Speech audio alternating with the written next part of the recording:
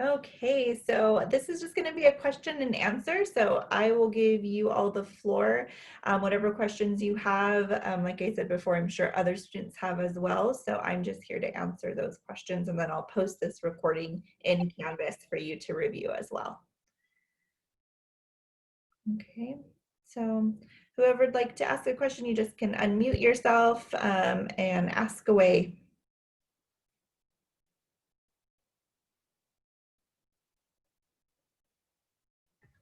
Okay, yeah, hi, Professor. Hi, Blanca. Yeah, I had a question like, okay, so like the laws that we can list on the pamphlet, are those like the laws that where you left us like the homework on? Like just we can use those? Yes, so you can actually use the laws from a variety of resources. You can use the laws from the lecture, the Play Posit lecture that you did. They just have to be current laws. So if you were to do, let's say, the IDEIA, you would have to do the IDEIA and not the Education for Handicapped Children law. So not the EHA, it would be the IDEIA, which is the most recent version of that law. So you can do anything from the lecture. You can do any updated legislation from the homework that I gave you, the legislative history scavenger hunt. Yeah, that's the one that I was Yeah. So you can use those as well, as long as they're the most current version. And then if you just wanted to type in special education legislation, you can see other laws that will come up as well, and you can use any of those. So my only requirement is that each individual is bringing into the pamphlet a different piece of legislation. Okay, thank you. You're so welcome. Any other questions about, and so you're not just copying, this is a question that kept coming up, so I want to make sure I clarify this as well. So you're not just copying and pasting the laws. What you're doing is you're putting it in a summary form. So you're telling me what are the key components of this legislation, what's important for parents to know or families to know about this piece of legislation. So you're summarizing it in a way that would make sense to families. Okay. Okay, thank you. You're welcome. Any other questions?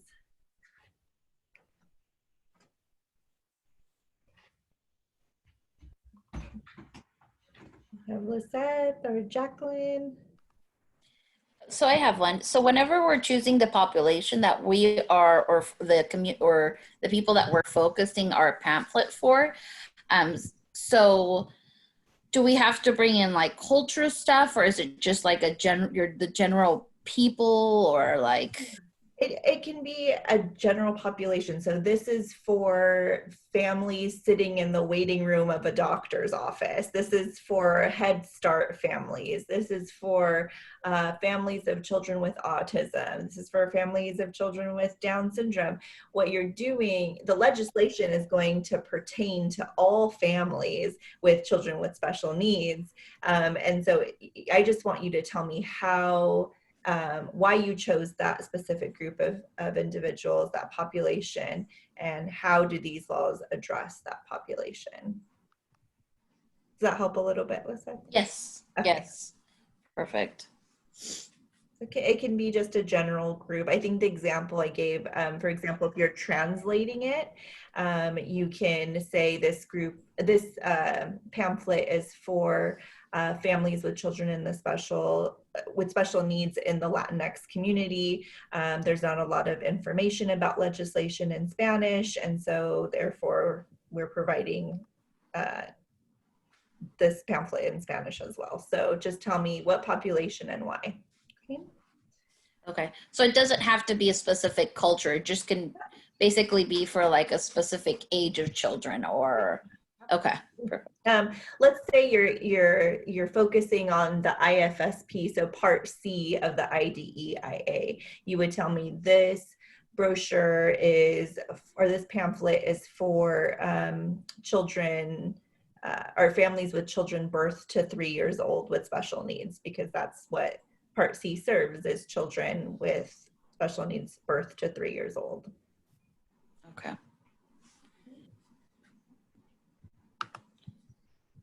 Any other questions? I know a few more people joined us. Jacqueline, I saw you come on. Do you have a question?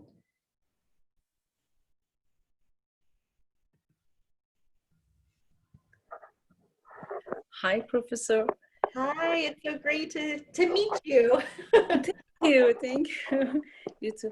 I have, you know, I want to hear these questions.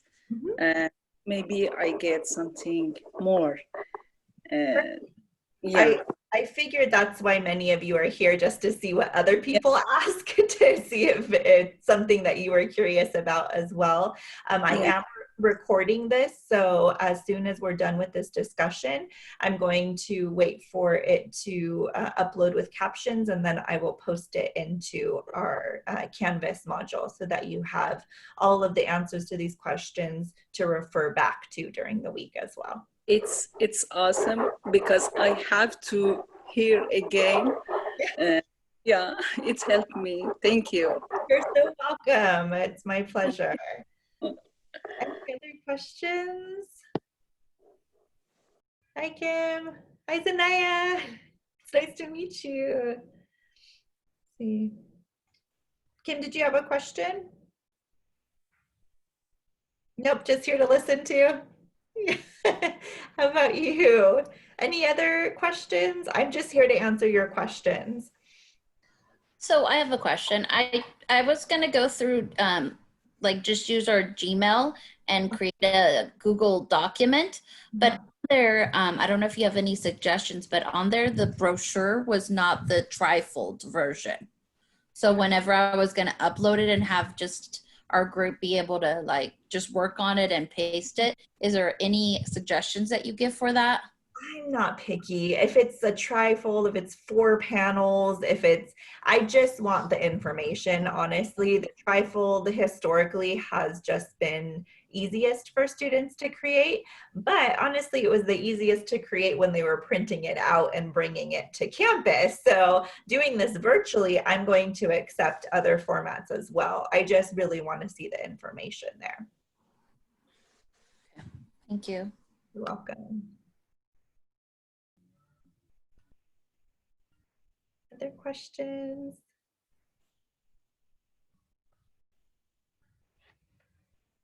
I saw you unmute and then mute back up. So I'm happy to answer any questions you have.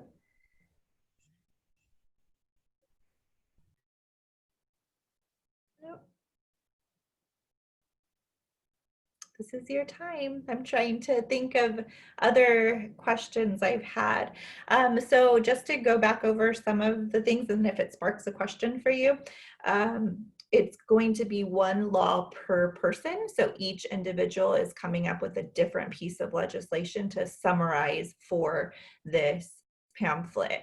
I have made adjustments to the groups based on participation from last week. So I went through and graded your discussions, and if there was anyone who did not participate in the planning of the project, they are now an independent group, and whoever did communicate within that group project is now a group of 2. I don't think I have any groups of 1 that communicated. So are there questions about that? So what that means is if you're a group of 2 now, you're only going to have 2 pieces of legislation on that pamphlet instead of 3. And if you're a group of 4, then you're going to have 4 pieces of legislation. It's important also to differentiate. So there's so many components of the IDEIA that sometimes I get pamphlets where everyone did the IDEIA and it's not a different piece of legislation. So I had to mark down. So there's so many other parts of legislation that you can talk about. But in saying that, if you want to do the IDEIA and just take a few components, you don't have to discuss legislation as a whole because there are so many, there's so many components of the IDEIA. But I have students who have talked to me about just talking about free and appropriate public education and the difference between Part B and Part C services, or what does it mean to be the least restrictive environment.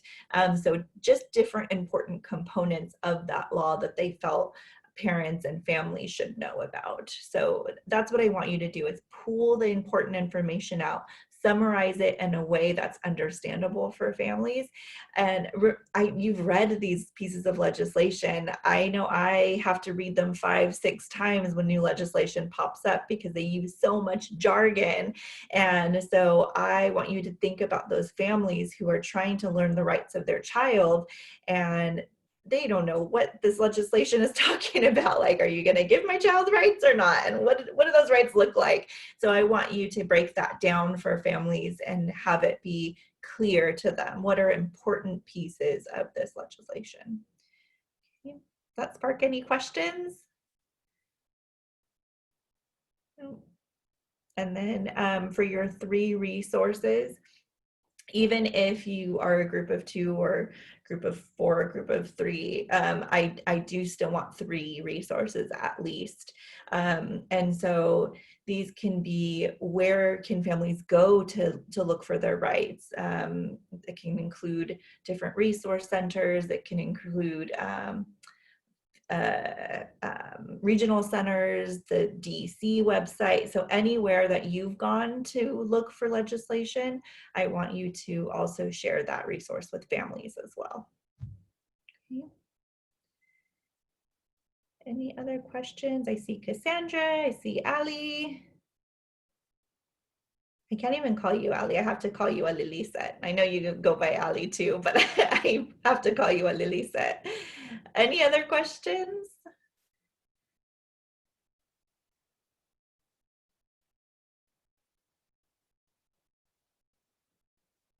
No? Hi, Lilisa. Good to see you. So I'm trying to think in my head, and I should have wrote down some frequent questions. So for formatting, even though I said a trifold, if you want to do 4 panels, whatever looks good but still allows you to provide enough information, I will accept. Everyone's name who participated in creating this document should be on the pamphlet. Any names left off will not receive a grade. I'm trying to think of other formatting. A title, a relevant title, visuals that are diverse and adequately represent and accurately represent what you're talking about. Any other, this is a summary, you're not copying and pasting legislation from your resource to the pamphlet. I'm expecting like a full panel of information per law. So you can do a panel and maybe it's separated by an image in the middle. You can do bullet points or numbers. No minimum word count, no maximum amount of pictures. I want to make sure that you're providing enough information. So that's why I say a full panel of information. Like 1 paragraph isn't going to suffice. Like I'm going to need at least, 3 small paragraphs, or if you want instead to do 1 paragraph and then bullet points of all the important information with a few words for each thing, that would be good too. Think about you. If I know many of us are parents, what would you read? I just read an article that we have an 11.6 second attention span when we're reading material. It's actually gone up in the past 4 years from 8 second attention span. So yes. But think about what you would want to read as a parent. You want to read clear and concise information.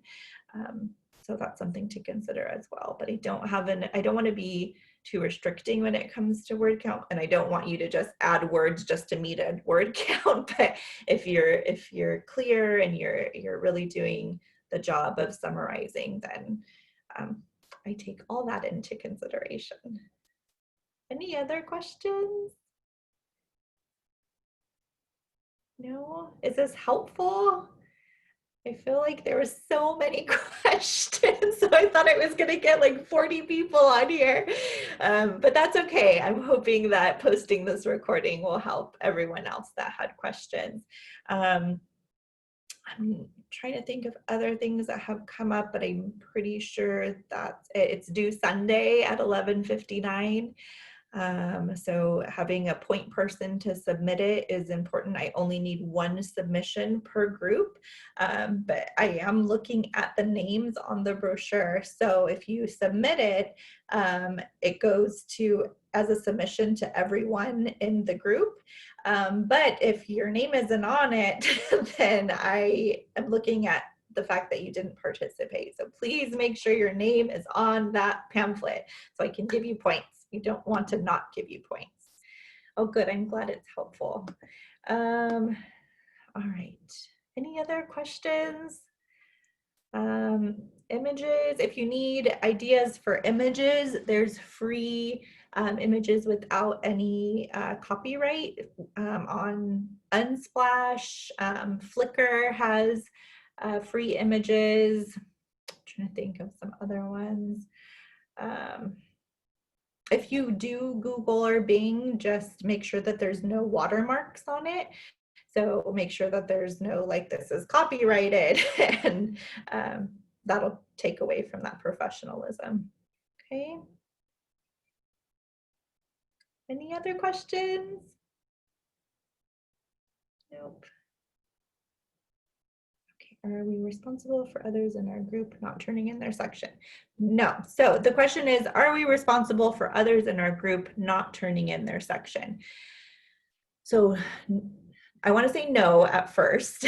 This is a group project, but no, you're not responsible for others. What I'd like is for communication. I'm going to send out an announcement tomorrow and let students know if you do not communicate with your group by Friday, then they have my permission to submit something without you on it. Because I know many of you want to go into the weekend having this done, and I want to respect that. So if you do hear from your group mates and they're saying, yes, I still want to work on it, I work all week, I don't get off until Friday at 5, then work something out, be flexible because it isn't due till Sunday. So maybe say, okay, great, if you can have a final draft to me by Saturday night, and then we can edit it together and submit it on Sunday. So be flexible in that way. But if you haven't heard anything, it's been just complete silence from now until Friday, then you have my permission to work on it on your own and submit it. You're welcome. I was hoping that this would be an easy transition into group work, but online is something else. So it has not turned into a smooth group work transition. But we learn something every day, don't we?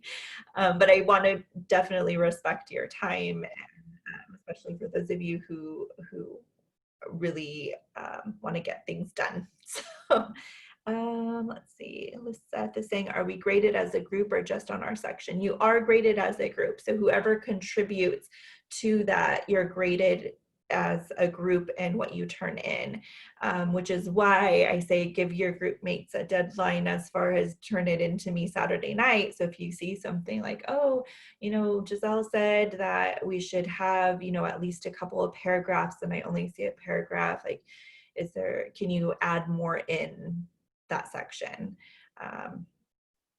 Is that helpful, Lisa? Awesome, okay. Any other questions? So again, I'll send an announcement tomorrow. I'm going to post this as soon as my captioning is ready, and then I will send an announcement tomorrow. Actually, I'll just send it tonight. I'll post when this is ready and post it into Canvas, and then with that message, I'll say, and if you haven't reached out to your group mates by Friday at 5 p.m., then they have my permission to move forward without you. So hopefully that'll be a little bit of motivation. I know everyone's really busy, a little bit overwhelmed, and so I want to give people time and give a little bit of grace, but also have those expectations. So if there are no more questions, then I will let you all get back to it. I know you're all really busy, but I will stay here for like 5 more minutes in case anyone has more questions. Are there any other questions? No? You're welcome, Lisette. I'm glad it helped. All right. Bye, Kim. Good to see you. Oh, can you please talk about the support information? Yes. So the support information, it would be resources. So let's say you got your information from the Family Resource Network website, then you're going to copy and paste the website, so the link, and provide that information and their information. So you'd say Family Resource Network, maybe their phone number, their address, the link to the website where you found the information, and that would be one of your resources for the family to find legislation information. Does that help answer your question, Jacqueline?